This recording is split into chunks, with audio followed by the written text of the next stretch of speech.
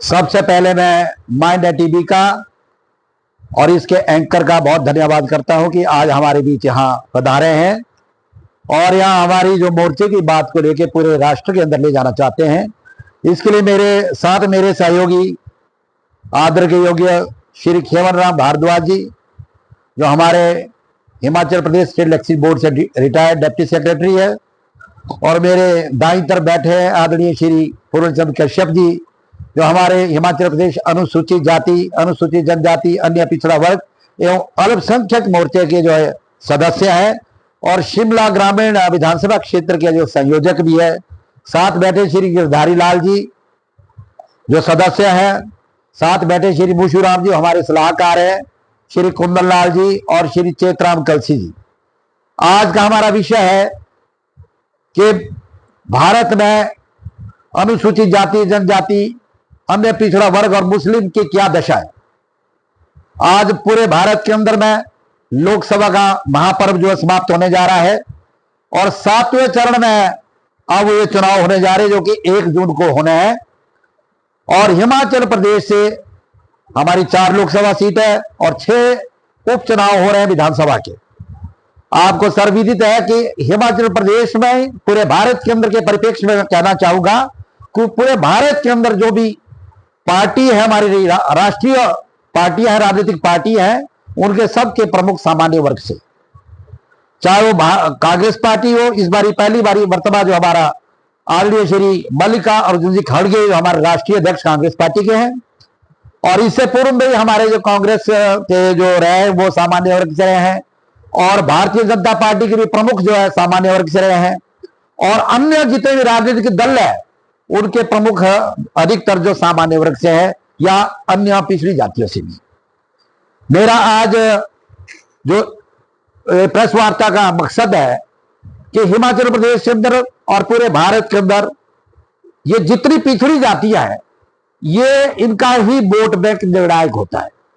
जिस भी पार्टी के साथ ये अनुसूचित जाति, जनजाति, अन्य पिछड़ा वर्ग और मुस्लिम वर्ग जाता है, उस पार्टी को जीत हासिल होना संभव है। मैं हिमाचल के परिप्रेक्ष्य में कहना चाहता हूं कि हिमाचल प्रदेश में अभी वर्तमान में कांग्रेस सरकार है, जिसके प्रमुख हमारे आदरणीय श्री सुखविंदर सिंह सुक्खू जी है, और प्रदेश की अध्यक्षा आदरणीय श्रीमती प्रतिभा सिंह जी जो हमारे मंडी से लोकसभा सांसद भी है, और आज उनका पुत्र आदरणीय श्री विक्रमादित्य सिंह जी जो हिमाचल प्रदेश में कैबिनेट मंत्री है, पीडब्ल्यूडी मिनिस्टर और शहरी विकास मंत्री, वो आज मंडी जिला से संसदीय क्षेत्र से चुनाव लड़ रहे हैं, जिसमें कि 17 विधानसभा हल्के आते हैं।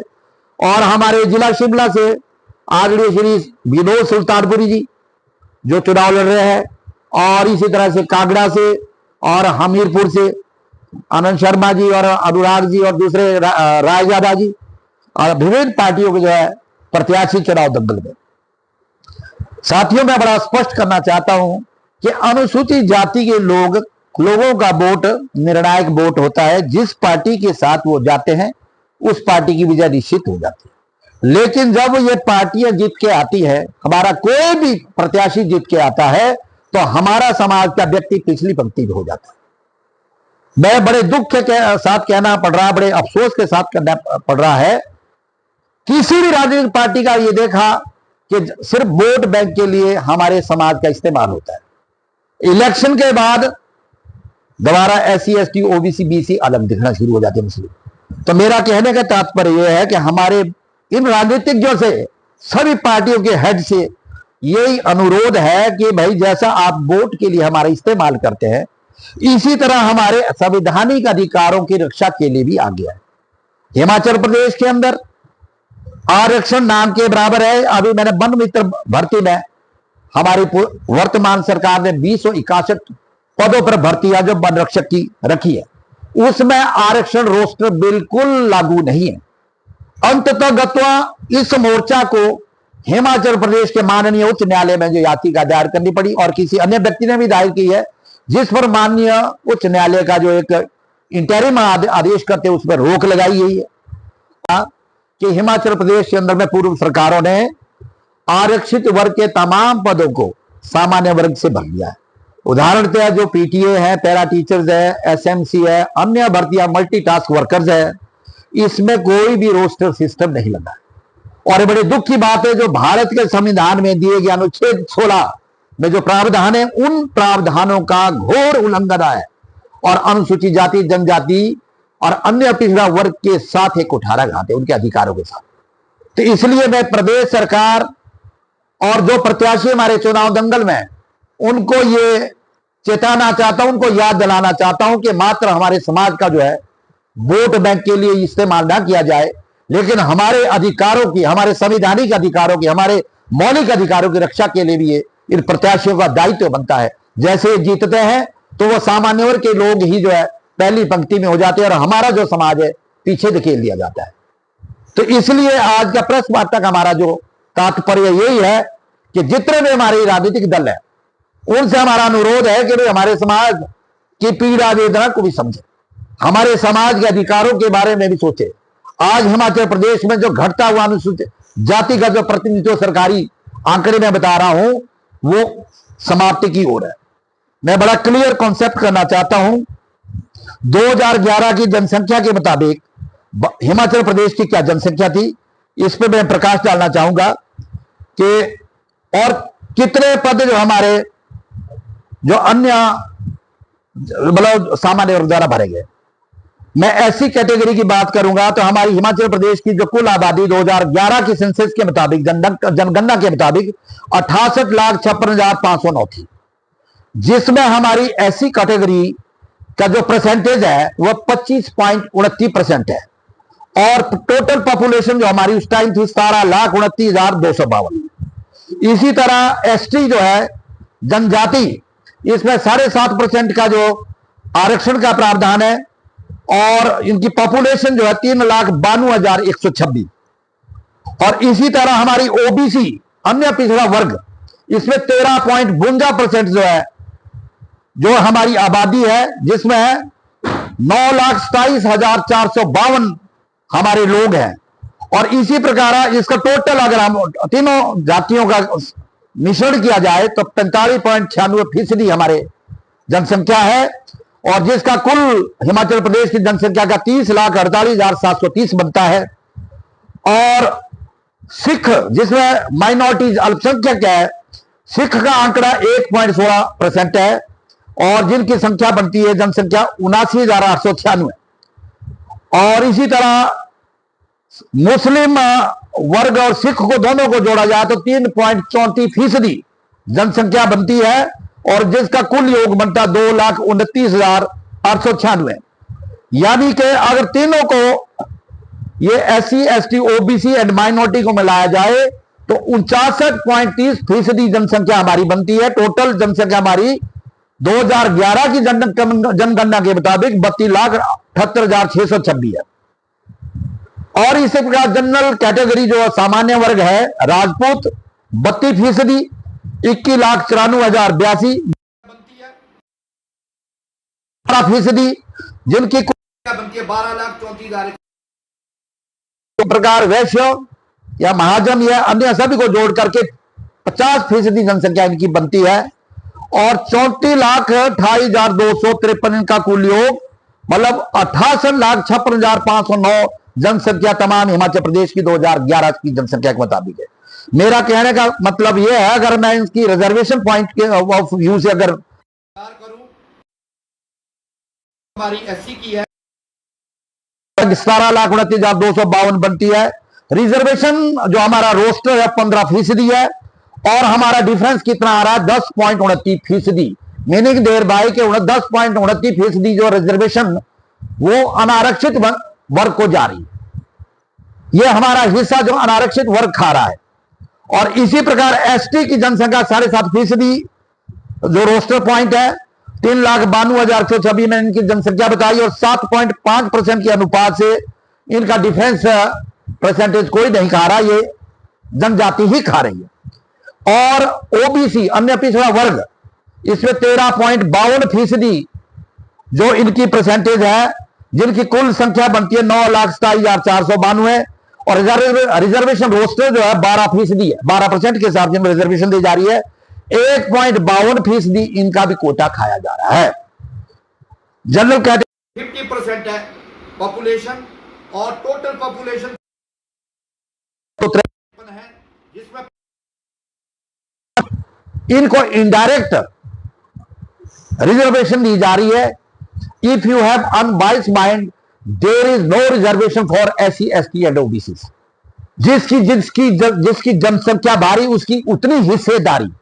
आज ये 2011 के आंकड़े के मुताबिक मैंने आपके सामने ये प्रश्न रखा है, लेकिन 2021 में सेंसस का जो प्रोसेस जारी है, अभी ये जो भारतीय जनता पार्टी जो हमारे केंद्र की सरकार है ये इसके विरोध में है, जबकि अन्य पार्टियों ने जो है जातीय आधार पर जनगणना मांगी है।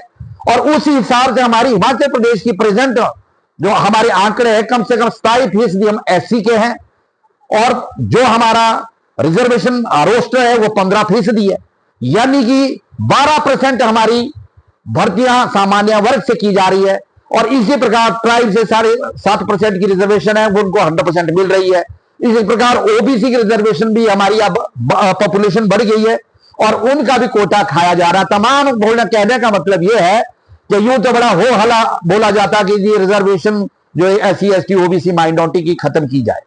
मोदी साहब ने अपने वक्तव्य में बार बार कहा कि मैं आरक्षण के खिलाफ हूं, मैं आरक्षण की बेड़ियां जो है बांधना चाहता हूं, जबकि उनको मैं याद दिलाना चाहता हूं कि आरक्षण खैरात में नहीं मिला है। ये एक नाली का पेड़ और एक चोटी का पेड़। नाली का पेड़ चोटी के पेड़ को जो चुनौती कैसे दे सकता है? एक को आप 2 बीघा भूमि नहीं है और एक के पास अब सैकड़ों बीघा भूमि है, आप किस तरह अनुपात से बराबरी करेंगे?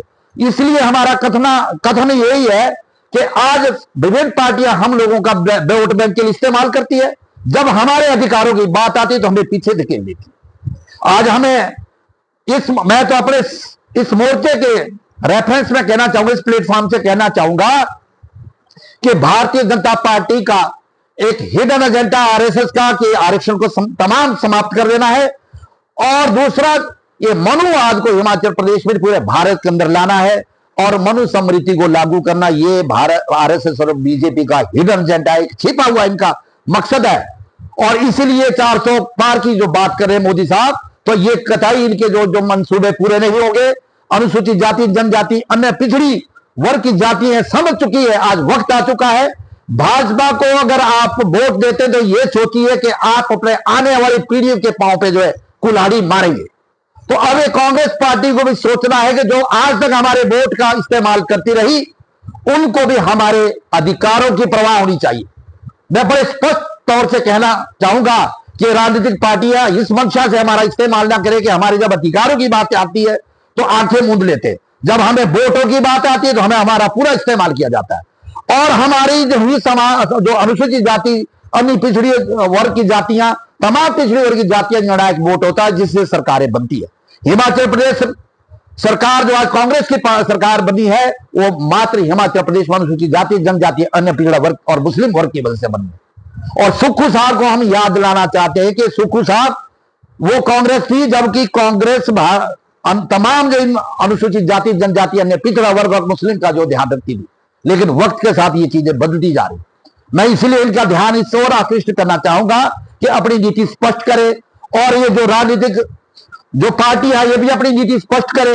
क्या इस वर्ग के तमाम अधिकार संवैधानिक अधिकारों की रक्षा करेंगे कि नहीं करेंगे, तो ये हम लोगों को देखना है। और मैं गुजारिश करूंगा अपने तमाम अनुसूचित जाति जनजाति अन्य पिछड़ा वर्ग के भाइयों से, मुस्लिम भाइयों से, कि आज जो है भारत के संविधान को बदलने की बात की जा रही है, आज जो इसको सेकुलरिज्म को खत्म करने की बात की जा रही है, आज हिंदुत्व एक इनका एजेंडा है, जबकि इस भारत में विभिन्न संस्कृति के विभिन्न जातियों के विभिन्न धर्मों के लोग रहते हैं।